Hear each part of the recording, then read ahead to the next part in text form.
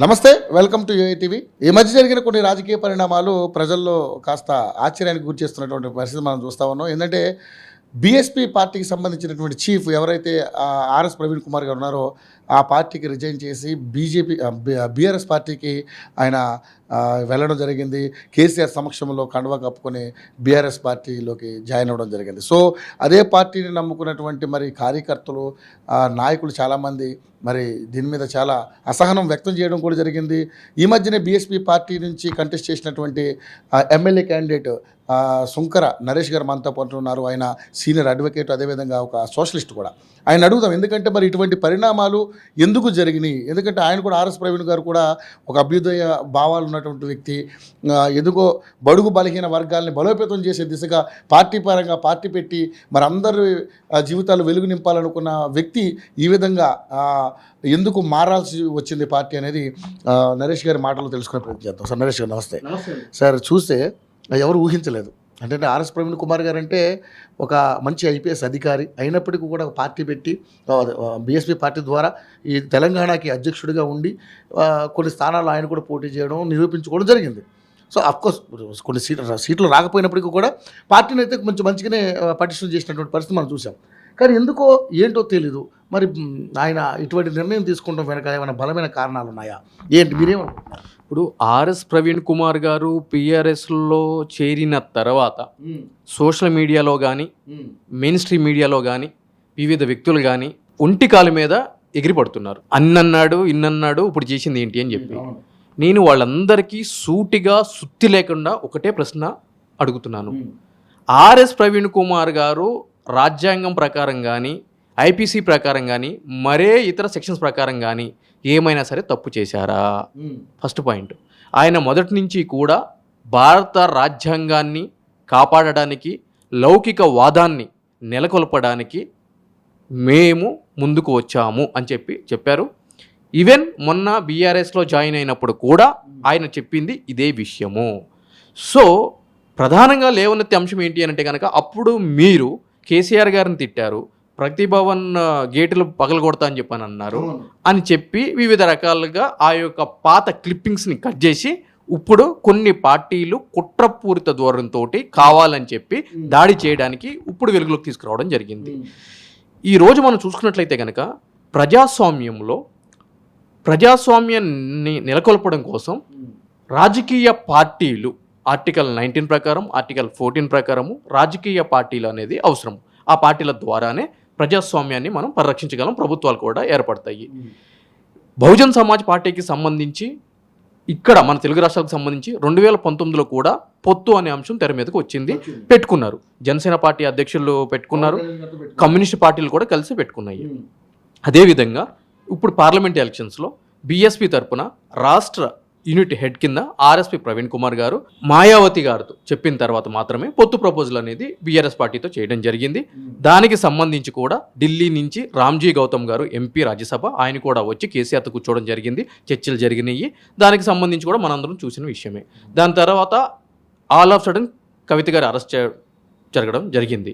దాని తర్వాత ఇమ్మీడియట్లీ ఆయనకు ఫోన్ చేసి పొత్తులు అనేది క్యాన్సిల్ చేయండి అని చెప్పడం జరిగింది. ఈరోజు ఒక్కసారి ఆలోచించండి, ఒకసారి పొత్తు అని పెట్టుకున్న తర్వాత దానికి సంబంధించి చర్చలు నడిచిన తర్వాత మళ్ళీ క్యాన్సిల్ చేయాలి అని చెప్పిన తర్వాత ఆర్ఎస్ ప్రవీణ్ కుమార్ గారు అనే వ్యక్తి ఆబ్వియస్లీ ఒక ఐడెంటిటీ ఉన్న వ్యక్తి, ఒక భావాజాలం ఉన్న వ్యక్తి. ఇంతకు ముందు వరకు బహుజన్ సమాజ్ పార్టీకి ఎంతోమంది అధ్యక్షులు చేశారు. కానీ ఆర్ఎస్ ప్రవీణ్ కుమార్ గారు వచ్చిన తర్వాత మాత్రమే బహుజన్ సమాజ్ పార్టీ అనే ఒక పార్టీకి ఒక గుర్తింపు కానీ, అంటే ప్రజలు మీడియా ఫోకస్ కానీ జరిగింది. ఇన్ఫ్యాక్ట్ సుంకర్ నరేష్ అనే వ్యక్తి కూడా బహుజన్ సమాజ్ పార్టీలో అంటే అన్ని వైపుల నుంచి కూడా వ్యతిరేకత ఉన్నా కూడా, అంటే ఒక ఎస్టీలకి సంబంధించిన పార్టీలు ఎందుకు జాయిన్ అవుతావు అని చెప్పి స్ట్రైట్గా నేను చెప్తున్నాను, వ్యతిరేకత ఉన్నా కూడా నేను ఆ పార్టీలో జాయిన్ అవ్వడం జరిగింది only because of RSP, right? So మరి అటువంటప్పుడు ఆయన ఆ యొక్క పార్టీకి రాజీనామా చేయడం జరిగింది, బీఆర్ఎస్లో జాయిన్ అవ్వడం జరిగింది. వై బీఆర్ఎస్ అని చెప్పి మీరు అడుగుతారేమో మళ్ళీ. ఏ కాంగ్రెస్లో జాయిన్ అవ్వచ్చుగా, ఏ బీజేపీలో జాయిన్ అవ్వచ్చు కానీ అడగొచ్చు, ప్రజలు అడగొచ్చు. సో వాళ్ళ ప్రశ్న కూడా నేనే సంధిస్తాను, మళ్ళీ ఎందుకు వాళ్ళకి. సో నేను ఏమంటున్నాను అంటే కనుక ఈ రోజు మీరు ఒకటి విషయం మీరు అంటే గుర్తుపెట్టుకోండి. ఇక్కడ ఆ ప్రశ్న ఎందుకు అడుగుతారు అంటే కూడా అదొక నేను కూడా క్వశ్చన్ అడుగుతాను మిమ్మల్ని. ఎందుకంటే గతంలో ఆయన మీద ఒంటి కాళ్ళ మీద లేచారు, ఎన్నో విమర్శలు చేశారు. మీరు బడుగు బలహీన వర్గాల్ని అణిచివేసినట్టు దళిత బంధు విషయంలో కూడా ఈయన చాలాసార్లు ఆయన మీద కామెంట్ చేయడం జరిగింది. అలాగా మొత్తం ఇది ఎస్సీ కార్పొరేషన్లో సంబంధించినటువంటి అసలు కార్పొరేషన్ ఎత్తేసినారు, అసలు ఎస్సీలను అసలు ఎస్టీలను కూడా పట్టించుకున్న పరిస్థితి లేదు, ఇది కేవలం ఒక నియంత పాలన చెప్పేసి ఈయన కూడా చాలాసార్లు మాట్లాడడం జరిగింది. కాబట్టి వాళ్ళు ఈరోజు ఆ క్వశ్చన్ చేస్తారు. మాట్లాడారని నేనే చెప్తున్నా కదండి, వాళ్ళకి అవకాశం ఇవ్వట్లేదు, నేనే చెప్తున్నాను. ఇన్ఫాక్ట్ దళిత బంధుకు సంబంధించి నేనే పబ్లిక్ ఇంట్రెస్ట్ లిటిగేషన్ ఫైల్ చేయడం జరిగింది. ఈటెల రాజేందర్ గారిని ఓడించాలనే ఉద్దేశంతో దళిత బంధు పెట్టారు, ఇది ఎస్సీల కోసం కాదు. అందు గురించే ఒక పైలట్ ప్రాజెక్ట్ అంటే కనుక ఏదైనా 18 ఎస్సీ రిజర్వ్డ్ కాన్స్టిట్యున్సీలో ఒక నియోజకవర్గం తీసుకోవాలి, కానీ ఈటెల రాజేందర్ గారు దాన్ని తీసుకోవడం ఏంటి అని చెప్పి హైకోర్టులో వేయడం జరిగింది. నేను వేసిన తర్వాతనే రాత్రి ఆయన యాదాద్రి భువనగిరి జిల్లాలో వాసులు మరిగిపోయి పథకం ఇంప్లిమెంటేషన్ చేయడం జరిగింది. నేను చెప్తున్నా కదా. కానీ ఇక్కడ మనం మాట్లాడుకోవాల్సిన విషయం ఏంటి అని అంటేనండి, ప్రజాస్వామ్యంలో అధికారంలో ఉన్న పార్టీలు అడ్డు అదుపు లేకుండా ప్రజాస్వామ్యాన్ని రాజ్యాంగాన్ని విఘాతం కలిగించే విధంగా అధికారంతో ముందుకు వెళ్ళినప్పుడు ఒక బలంగా మనం యుద్ధం చేయాలి అని అంటే కనుక కొంతమంది వ్యక్తుల సమూహాన్ని పార్టీల సమూహాన్ని కలుపుకోవాల్సిన అవసరం ఎంతైనా ఉందండి. అది సంబంధించి బహుజన్ సమాజ్ పార్టీల నుంచే కదా ఆయన బయటకు వచ్చింది. సో బహుజనవాదం నుంచే కదా ఇప్పుడు బయటకు వచ్చేసారని చెప్పని అంటున్నారు. నేను ఏమంటున్నా అంటే కనుక అదే బహుజన్ సమాజ్ పార్టీ యూపీలో ఒకసారి మనం చూసుకున్నట్టయితే కనుక బద్ధ శత్రువుగా భావించే ఎస్పీ అంటే సమాజ్వాదీ పార్టీతో కూడా పొత్తులు పెట్టుకుంది. అంటే కొన్నిసార్లు ఏం జరుగుతుంది అని అంటే కనుక ఒక బలమైన శత్రువుని మనం ఓడగొట్టాలి అని అంటే కనుక చిన్న శత్రుత్వం ఉన్న రాజులు కూడా కలిసి బలమైన శత్రువుని ఓడించాలి, తద్వారా ప్రజల సంక్షేమానికి దారులు తీయాలి. ఏపీలో కానీ అంటే దేశవ్యాప్తంగా మనం చూసుకున్నట్లయితే కనుక పొత్తుల రాజకీయం చూసుకున్నట్లయితే కనుక దేశవ్యాప్తంగా చూసుకోవచ్చు. ఇప్పుడు ఎందుకంటే తెలుగుదేశం పార్టీ పుట్టిందే కాంగ్రెస్కి వ్యతిరేకంగా. సో అటువంటి కాంగ్రెస్తో కూడా పొత్తు పెట్టుకున్నటువంటి పరిస్థితి ఇక్కడ తెలంగాణలో. సో అటువంటిది పొత్తుల రాజకీయం ఉంది. అదేవిధంగా ఈయన అక్కడ రాజీనామా చేసి బీఆర్ఎస్ పార్టీకి సంబంధించి ఈరోజు ప్రజాస్వామ్య రక్షణ గురించి కానీ అదేవిధంగా లౌకికవాదాన్ని పరిరక్షించడం కోసం కానీ ఈరోజు బీఆర్ఎస్ పార్టీతో కలిసి ముందుకు వెళ్ళడం జరుగుతుంది. ఎందుకు అని అంటే కనుక ఈరోజు మీరు చూడండి, ఒక బహుజన్ సమాజ్ పార్టీలో ఆర్ఎస్ ప్రవీణ్ కుమార్, సుంకర్ నరేష్ లాంటి వ్యక్తులు ఉన్నప్పుడు మేము ఒక ఇష్యూ మీద ఫైట్ చేసినప్పుడు ఏ రోజు కూడా కింది స్థాయిలో ఉన్న ఓటర్కి ఆ యొక్క ఉద్యమము ఏ రోజు కూడా ఏ పేపర్ ద్వారా కానీ ఏ మీడియా ద్వారా కానీ వెళ్ళలేదు. ఈరోజు బీఆర్ఎస్లో జాయిన్ అయిన తర్వాత ఆర్ఎస్పీ అని అంటే కనుక ఊర్లో పొలం పనులు చేసుకునే వ్యక్తి కూడా ఆయన అట్లా ఎందుకు చేశాడు అని చెప్పి మాట్లాడగలుగుతున్నాడు అని అంటే కనుక only because of he joined BRS. అంటే ఒక బలమైన పార్టీలో జాయిన్ అవ్వడం జరిగింది, ఆయన యొక్క వాదాన్ని అక్కడ వరకు తీసుకెళ్ళడం జరుగుతుంది. సో ఇవన్నీ రాజకీయాల్లో కావాలి. మరి ఎందుకు బీఎస్పీలో ఉన్నప్పుడు ఆయన యొక్క వాదాన్ని ఎవరు కూడా కింది స్థాయి వరకు చేర్చలేదు? నెత్తినవరు కొట్టుకున్నాము మేమందరం కూడా, కింది స్థాయిలోకి పోయి ఎన్నో పోరాటాలు చేశాము. ఆ విద్యార్థులు భువనగిరిలో విద్యార్థినులు చనిపోయినప్పుడు కానీ హాస్టల్ సమస్యల మీద కానీ ఎన్నో చేశాము. ఏ రోజు కూడా ఎక్కడ కూడా వాటిని ఎలివేట్ చేయలేదు. ఈ రోజు ఒక్కసారి ఇట్లా పార్టీ కండువా కప్పుకున్నారో లేదో తెల్లారులేస్తే ఆర్ఎస్పీ ఆర్ఎస్పీ ఆర్ఎస్పీ ఆర్ఎస్పీ ఇది ప్రత్యక్షంగా నిరూపితం అవుతుంది కదండి. బట్ ఏంటంటే ఏదైతే మన టీఆర్ఎస్కి వ్యతిరేకంగా బీఎస్పీ పార్టీ ద్వారా ప్రజల్లోకి వెళ్ళాలని చూశారో, సో అదే పార్టీ ఈరోజు బీఆర్ఎస్లో కలవడం అనేది కొంచెం ఆశ్చర్యం కలిగించే విషయం. ఆశ్చర్యం కాదండి, ఇది జీర్ణించుకోలేని వేస్ట్. అంటే ఒక ఆర్ఎస్పీ అని అంటే కనుక ఎప్పుడు పదవి లేకుండా ఆ బహుజనవాదం అని చెప్పి అలానే తిరుగుతూ ఉండాలి, ఎంతసేపటికి కూడా ఈ ధర్నాలు చెయ్యాలి, రాస్తారోకోలు చెయ్యాలి, అధికారాన్ని బహుజనుడు ఎప్పుడు దూరంగానే ఉండాలి అని అనుకున్నారు. ఇప్పుడు ఆల్ ఆఫ్ సడన్ ఆయన ఒక ముందస్తు ప్రణాళికలో భాగంగా ప్రజాస్వామ్య పరిరక్షణ వైపు బీఆర్ఎస్లో జాయిన్ అయ్యారు కాబట్టి అందరూ పటాపంచులు అయిపోయారు. అమ్మో రాజ్యాధికారం వచ్చేస్తుందేమో బహుజనులకి, ఆర్ఎస్ ప్రవీణ్ కుమార్ అనే వ్యక్తి పార్లమెంట్కి వెళ్ళిపోతాడేమో, బహుజనవాదాన్ని పార్లమెంట్లో వినిపిస్తాడేమో, ఇప్పుడు ఎట్లా అని చెప్పి ఒక భయం స్టార్ట్ అయ్యింది. సో ఆ భయాన్ని ఈ విధంగా బయటికి వెళ్ళగలుగుతున్నారు. సో ఏ ప్రయోజనాలు ఆశించి ఏ ప్రయోజనాలు చేద్దామని చెప్పేసి బీఆర్ఎస్లోకి వెళ్ళారనుకుంటున్నారు? సింపుల్ థింగ్ అండి, ఈరోజు ప్రజాస్వామ్యంలో బడుగు బలహీన వర్గాల్ని అదేవిధంగా అన్యాయాన్ని అక్రమాన్ని ప్రశ్నించాలి, గళం ఎత్తాలి అని అంటే కనుక the one and only venue is parliament are assembly అండి. చట్టసభల్లో మనం వినిపించినప్పుడు మాత్రమే ఆ గళానికి ఒక విలువ ఉంటుంది, ఆ హక్కులు పరిరక్షించబడతాయి. రోడ్డు మీదకి ఎక్కి ఎంతసేపు షర్టులు చించుకున్నా కూడా చిరిగిపోయిన షర్టుల సంఖ్య పెరుగుతుంది తప్ప ప్రజలకి న్యాయం జరగదు. కాబట్టి ఈరోజు ఒక బలమైన పార్టీలో జాయిన్ అయ్యి ఎంపీ అయ్యి పార్లమెంట్లో ఈరోజు ఒక బహుజన వాదం గురించి వినిపిస్తే ఆ తీరు వేరుంటుంది. కాబట్టే ఆయన బీఆర్ఎస్లో జాయిన్ అవ్వడం జరిగింది. మరి ఈరోజు బీఆర్ఎస్ పార్టీ బలమైన పార్టీ అనుకుంటారా, బలహీనపడ్డ పార్టీ అనుకుంటారా?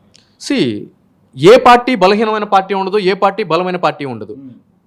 బలహీనల గురించి మనం మాట్లాడుకుంటే కనుక అసలు ప్రజాస్వామ్యంలో పార్టీల మనుగడకే అర్థం లేదు.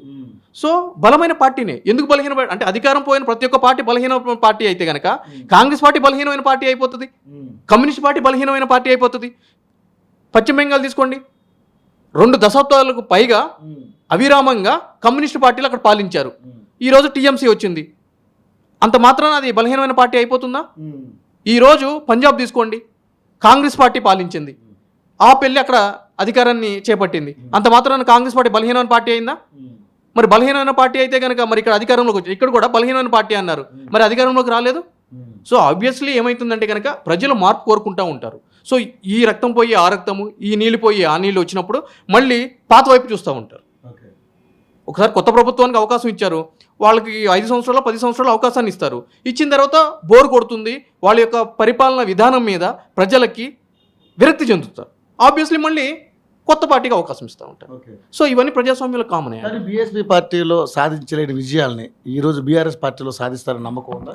That is what I'm saying. నేను క్లియర్గా చెప్తున్నాను, బీఎస్పీ పార్టీలో ఒక ఉద్యమం కానీ, ఒక రాస్తారోకో కానీ, ఒక అన్యాయం మీద కానీ ప్రశ్నిస్తే సామాన్యుడి వరకు ఎందుకండి, పార్టీలో కంటెస్ట్ చేసిన మాలాంటి వ్యక్తులు కూడా తెలియనటువంటి పరిస్థితి. ఎందుకు కారణం ఏంటంటే బహుజన పార్టీ డబ్బులు ఉండవు. ఇప్పుడు ఛాయ్ తాగాలనుకోండి, మా డబ్బులతోటి మేమే ఛాయ్ తాగాలి, మాకు బిజినెస్ ఉండవు, మేము కబ్జాలు చెయ్యము, మాకు అన్యాయాలు అక్రమాలు ఇవన్నీ చేసే ఆస్కారం అవకాశం వ్యక్తిత్వం లేవు, కాబట్టి మా వాదం వినిపించదు. అంటే బీఆర్ఎస్ పార్టీ ఇవన్నీ చేస్తుంది అనుకుంటారా? బీఆర్ఎస్ పార్టీ ఏంటంటే ఎగ్జాక్ట్లీ నేను చెప్తున్నాను, బీఆర్ఎస్ పార్టీ ఏంటంటే అధికారంలో ఆల్రెడీ ఒక 9 సంవత్సరాలు పాలించి ఉంది, ఆర్థికంగా పటిష్టమైన పార్టీ. అదేవిధంగా ఆ పార్టీ దేశవ్యాప్తంగా కూడా ప్రజలందరి చూపు ఈ పార్టీ వైపు చూసేలాగా పాలించిన పార్టీ, అది మనం ఒప్పుకోవాల్సిన విషయమే. కాబట్టి ఈరోజు ఆ పార్టీ కండువా కప్పుకుని మనం ఒక వాయిస్ ఇస్తే దేశం వ్యాప్తంగా కూడా వినపడడానికి పుష్కలమైన అవకాశాలు ఆస్కారం ఉంది అని చెప్పి నేను చెప్తాను. కానీ ఇప్పుడు నరేష్ గారు ఒక లాయర్గా చెప్పండి, ఇది మీరు ఒక పార్టీ అంటే పార్టీ వదిలేసేయండి. ఇప్పుడు అదే బీఆర్ఎస్ పార్టీలో ఈరోజు అవినీతి చేశారు, 1,00,000 కోట్లు తినేశారని చెప్పేసి ఈ రోజున ఒక్కొక్కరు జైలు పంపించేటువంటి పరిస్థితి. సో ఏంటి మరి మీ అభ్యుదయ భావాలు కానీ, మీరు ప్రజలకి బడుగు బలహీన వర్గాలకి బహుజన సమాజానికి మీరు ఏదో చేద్దాం అనుకున్న ఆ జస్టిఫికేషన్ మీకు వచ్చింది అనుకుంటారు మీరు? దానికి ఆన్సర్ మీ దగ్గరే నేను చెప్తాను, మీ దగ్గర నుంచి రాబడతాను. ఈరోజు భారతదేశంలో ఉన్న పొలిటికల్ పార్టీల్లో ఆల్రెడీ అధికారంలో ఉన్న కానీ అధికారంలో లేని రాజకీయ నాయకులు ఎవరి మీద కేసులు లేవు, ఎవరి మీద అవినీతి ఆరోపణలు లేవు. ఒకవేళ ఆ విధంగా క్లీన్ చిట్ ఉన్న పార్టీ, ఆ క్లీన్ చిట్ ఉన్న వ్యక్తులు కావాలి అంటే కనుక మనం భూమి మీద రాజకీయం చేయలేమండి, చంద్రమండలం మీదకి వెళ్ళి చేయాలి కదా. ఆన్సర్ మీ దగ్గరే ఉంది. యాజ్ అన్ అడ్వకేట్గా నేను చెప్తున్నాను. ఒక అడ్వకేట్గా చెప్తున్నాను కాబట్టి నేను చెప్తున్నా, a person is innocent till his guilt is proved by the concern court అని చెప్పి చట్టం చెప్తుంది. అంటే ప్రతి ఒక్క వ్యక్తి కూడా నిరపరాధే ఎప్పటి వరకు అని అంటే గనక సంబంధించిన కోర్టు ప్రాపర్ ట్రయల్ చేసి ఇతను నిందితుడు అని చెప్పేంత వరకు అని చెప్పి, then how can we say that he is the accused అని చెప్పి. నాట్ ఓన్లీ కవిత గారు, నాట్ ఓన్లీ రేవంత్ రెడ్డి గారు, నాట్ ఓన్లీ అమిత్ షా గారు, నేను అందరి గురించి మాట్లాడతాను, మీరు నేను గురించి కూడా నేను మాట్లాడుతున్నాను, చట్టం మాట్లాడుతున్నాను. దేట్స్ అంతే మ్యాటర్. సో మొత్తానికి అయితే ఇందులో సాధించలేదు, అందులో సాధిస్తారని నమ్మకంతో ఉన్నారు. అబ్సల్యూట్లీ తప్పకుండా. సరే, ఇప్పటికైనా సరే నేను కోరుకునేది ఏంటంటే ఇప్పటికైనా సరే బహుజన సమాజానికి మంచి జరగాలని కోరుకుందాం. ఎక్కడో ఆబ్వియస్లీ అండి జరగాలి. ఎందుకు అంటే కనుక అమాయకులు అండి వాళ్ళు. ఒక ఆర్ఎస్ ప్రవీణ్ కుమార్ గారు బహుజనవాదంతో ముందుకు వచ్చిన, ఒక శంకర్ నరేష్ ప్రొఫెషన్ వదిలిపెట్టి బహుజనవాదంతో ముందుకు వచ్చిన వాళ్ళు ఎటువంటి అమాయకులు అని అంటే కనుక వీళ్ళు 364 రోజులు అవును బహుజనవాదం అన్న 365వ రోజు ఒక బలమైన పార్టీ 2,000 3,000 ఇస్తే బహుజనవాదాన్ని మర్చిపోయి ఆ బలమైన పార్టీలకి ఓటేసేంత అమాయకులు అండి ఈ బహుజనులు. సో వాళ్ళని మార్చాల్సిన అవసరం, ఆవశ్యకత, ప్రగతి వైపు వాళ్ళని నడిపించాల్సిన అవసరం ఎంతైనా అంటే ఒక ఆర్ఎస్పీ గారు లాంటి వ్యక్తుల మీద, నా లాంటి వ్యక్తుల మీద బలంగా ఉందండి. కానీ మీరు అర్థం చేసుకున్నట్టుగా చాలా మంది మీ నాయకులు అర్థం చేసుకోలేకపోయారు. ఎందుకంటే కనుక పరిణితి అండి, పరిణితి అంటారు. ఆర్ఎస్పీ గారు ఐపీఎస్ ఆఫీసర్ 25 సంవత్సరాలు వివిధ హోదాల్లో పనిచేశారు, ఉన్నతమైన చదువు చదివారు. శుంకర్ నరేష్ అనే వ్యక్తి లా చదివి ఎన్నో ఆటుపోట్లను ఎదుర్కొని ఎన్నో పెద్ద పెద్ద కేసులు చేసి ఒక సక్సెస్ఫుల్ ప్రాక్టీషనర్ కింద ఈరోజు ఒక అడ్వకేట్గా ఉన్నారు. సో ఆ చదువు అనేది పరిణితిని పెంచుతుందండి. అందుగురించే చదువే అన్నిటికీ కూడా అభ్యున్నతికి మార్గం అని చెప్పి అని అంటారు. సో ఆబ్వియస్లీ వాళ్ళు పనికి మాలిన విషయాల మీద ఫోకస్ చేయడం మానేసి చదువు మీద ఫోకస్ చేస్తే ప్రతి ఒక్కళ్ళు కూడా విద్యావంతులుగా వారి యొక్క ఆలోచన ధోరణి అర్థం చేసుకుంటారు. థ్యాంక్ యూ నరేష్ గారు, థ్యాంక్ యూ సో మచ్.